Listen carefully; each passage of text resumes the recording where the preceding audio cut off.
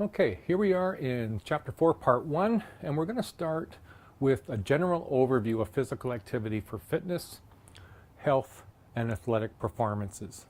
Now remember, this is just an overview. And those of you doing, perhaps doing Assignment A, this will be helpful. So we're going to look at what is physical activity and fitness, what are some of the benefits of physical activities. And so remember, use your textbook along with the videos. So, make notes, highlight, and tag pages of sticky notes in your textbook. It's all a very big help in understanding the material and will assist you in writing your tests. I won't be mentioning this anymore, so I just thought I'd give you fair warning that your textbook is important. So let's get started. Physical activity can be defined as any body movement produced by the skeletal muscles that result in substantial increase over resulting energy expenditures.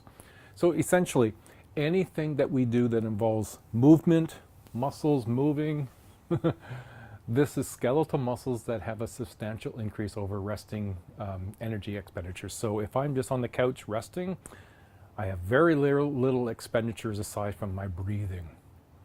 But if I get up and go running, then I'm using muscles and skeletal muscles along that increase the expenditures of energy in my body above that which is resting. The benefits of regular physical exercise and physical activity have been known for a long time. This isn't something that's brand new and just been discovered. Of course, we know this well and long about humans. Now, physical activity and health. Canada is facing a physical inactivity and obesity crisis that has a major impact on our economy. Just the costs associated with the health risks of type 2 diabetes and cancer and hypertension are huge. This was determined by the Public Health Agency of Canada, responsible for improving health and well-being of Canadians. They advocate 4 goals: funding national health and living programs, collaborating better with all levels of government regarding healthy living initiatives, keeping data and sharing with government partners regarding these healthy living programs, and 4th, encouraging Canadians to increase their physical activity level. Now, all of that has a huge impact on what impact it'll have on the economy of Canadians. This lack of physical activity is being addressed not just to adults, but to children, teens, adults, and older Canadians. For adults aged 18 to 64, the Canadian Physical Activity Guidelines recommend an accumulation of at least 150 minutes of moderate to vigorously intense aerobic physical activity per week. That's not a lot. In bouts of 10 minutes or more. So think about that, 10 minutes or more, 15 times in a week. So if you went out and did 15 minutes of walking and did that 10 times in a week, you've met that minimum requirement. And 15 minutes of walking, I don't mean a saunter, I mean deliberate, purposeful, brisk walking. You don't have to be power walking. It's just that you're not just meandering about. You're actually putting a focused effort on the activity of walking and raising perhaps your heart rate in that 15 minutes. Now, most of us are able to do perhaps more than that. And so that's just the minimum guidelines to increase physical activity. Individuals are also encouraged to add muscle and bone strengthening activities using major muscle groups at least 2 days a week. You'll see in table 4.1 on page 79 this sort of breakdown. And that's an important feature. I mean, it's not a lot of effort, and it's not that you have to do what you might term as typical active behavior. There's a lot of range of things that we can do to meet those expectations. Canadian Society for Exercise Physiology, the CSEP, also developed new Canadian sedentary behavior guidelines for children 0 to 4 and 5 to 11 and youth 12 to 17 years. Now, research is now being completed by the development of sedentary guidelines for adults for the 18 to 64 and older adults over 65. Research indicates Canadians are not moving enough. So we must, be curious and maybe wonder. So let's look at physical activity and fitness. Physical fitness is the ability to respond to routine physical demands with enough energy reserves to cope with sudden change. Okay, let's look at that. You're a student. You've got classes to be aware of, assignments, tests. You may have family, not just the family that raised you, but you may have your own children. You may have a part-time job. You may have other interests and obligations. And physical fitness then is the ability to respond to all of these demands, as well as the sudden one that might pop up that requires us to move it from, move ahead on the priority list ahead of something else we have been doing routinely. So that's maybe not how you've determined physical fitness in the past. Physical fitness is really just about being able to cope with the challenges.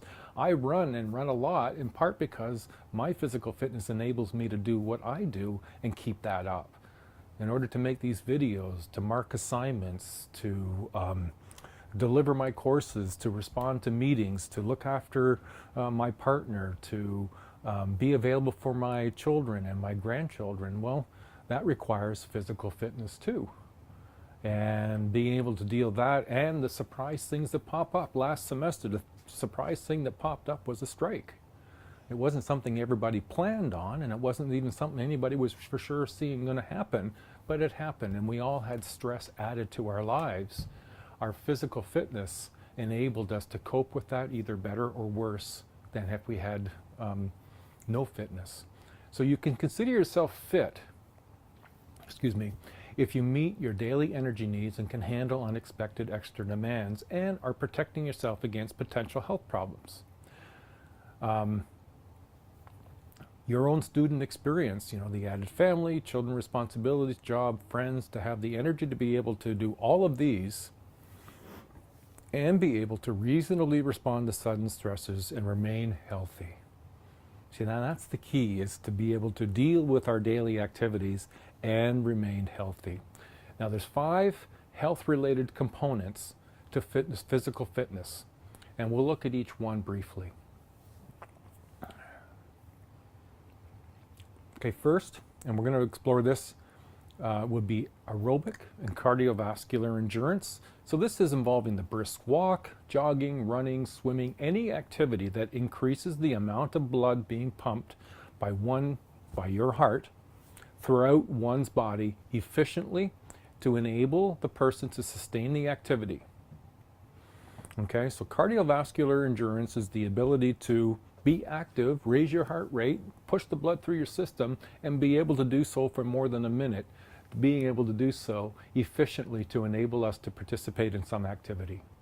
Now this is often, at least research-wise, being measured by what's called the VO2 max test, looking at that efficiency of our system. Now most of us haven't done a VO2 max test, but most of us have gone upstairs and been out of breath at some point in our lives, and that's an indication of not having good cardiovascular endurance. If we're able to go about our everyday activity and not be out of breath and not raise our heart rate too extraordinarily, then that's a good indicator of better fitness.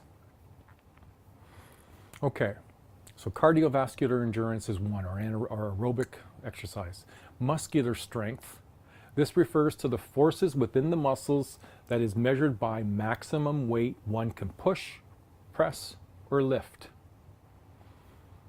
Anytime you've been at a gym that involves a bench press or curling weights or pushing weights, that's muscular strength. Muscular endurance, that's one's ability to perform repeated muscular effort that is measured by how many times one can push, press, or lift an item.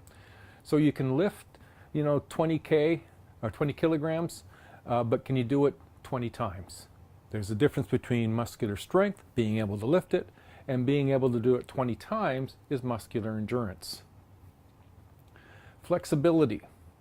This is your range of motion around specific joints, whether that's, shoulders, hips, knees, that's your range of motion. Flexibility is affected by age, sex, posture, how muscular you are, and the level of body fat that you have all impact our ability to be flexible.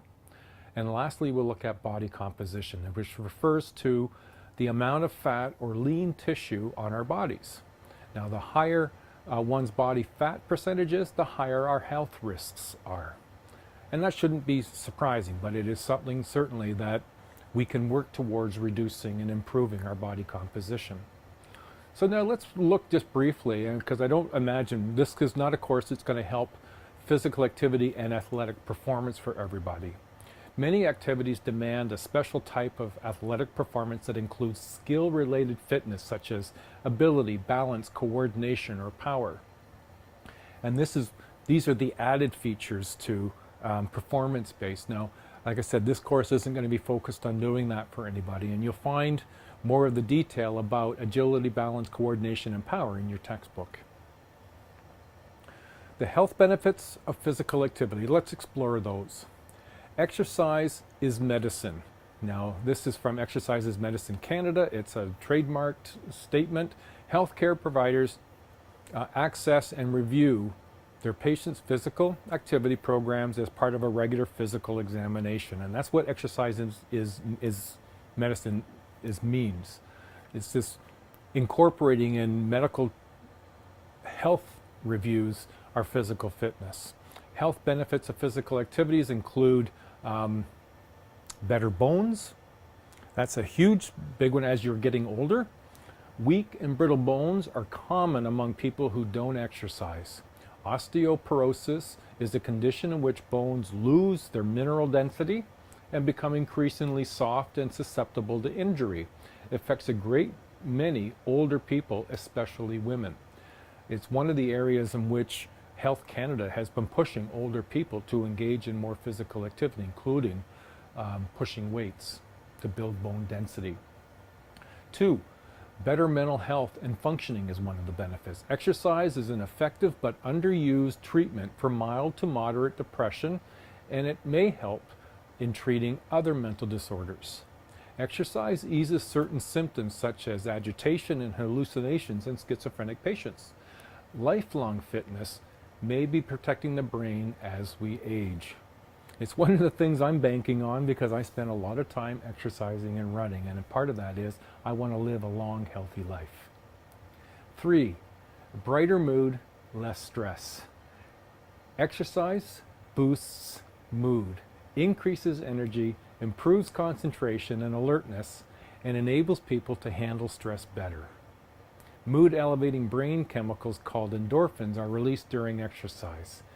It's part of what, if you've heard the term before, running high.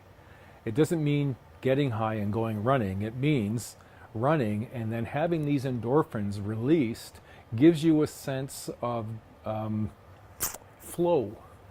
You know, this running without effort and being encompassed in the activity without thinking of how tired am I? We can also look at exercise as enhancing immunity. Moderate exercise may enhance immune function by reducing stress hormones like cortisol that can dampen resistance to disease.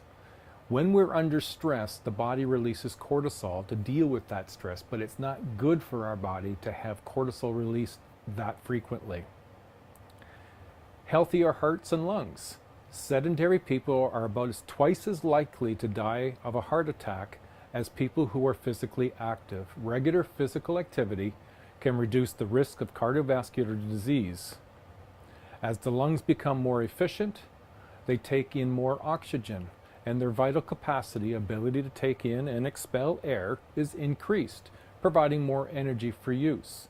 So the more of that exchange that we exercise our lungs and our heart, the more they become efficiently able to manage that level of stress and take more. Longer and more active life. Inactivity increases all causes of mortality, doubles the risk of cardiovascular disease, diabetes, obesity, and increased risk for colon cancer, high blood pressure, osteoporosis, depression, and anxiety. Wow. Exercise also helps older people retain strength and mobility needed to live lives more independently. Another reason, another benefit, lowers the risk of cancer. Physical activity lowers the likelihood of getting some forms of cancer and may lessen the risk of reoccurrence or risk of a second cancer. Exercise is advocated as a part of a treatment protocol because of the low cost intervention that has the potential to improve health and well-being of many individuals dealing with cancer. A really huge component, and it's a manageable one, is lowering the risk of type 2 diabetes. Now, type 2 diabetes has the acronym or the associated term as a lifestyle disease. Type 2 diabetes can be prevented or at least delayed through lifestyle choices such as participating in regular physical activity, choosing a healthy diet, and weight management. Exercise is very important in the prevention of and control of insulin resistance, pre-diabetes and type 2 diabetes, and must be done on a regular basis to be realized. And that's important because these are things that we can do something about. It's kind of like cholesterol. You can go in and have your blood tested to see what your cholesterol level is like. And one of the things you can do is change your diet to change your cholesterol. You can also exercise more to change your cholesterol. When I went in a number of years ago, I had high cholesterol, and they said, so I'm going to change your diet, and I did. And I made some changes, but I also went and started to increase my running and got back engaged in running, and that also decreased my cholesterol by producing healthy cholesterol. So exercise has some positive preventative activities. It also lowers our weight. In combination with healthy eating, physical activity can help people lower their weight. As the body responds to the increased demand, from your muscles for nutrients, your metabolic rates increase. The body burns more calories and the body fat decreases. This surge persists after exercise, so you can continue to burn calories even after you stop working out. It's one of the things that I've relied on, and it's one of the things that helps manage my weight. I don't try to get too small. Too small is not any more healthy for me than being too big. And so it's really important to look at the full benefits of fitness and activities. So I hope this has been helpful for the part 1. We're going to get started with part 2 and look at a little more specific about fitness. All right, let's carry on.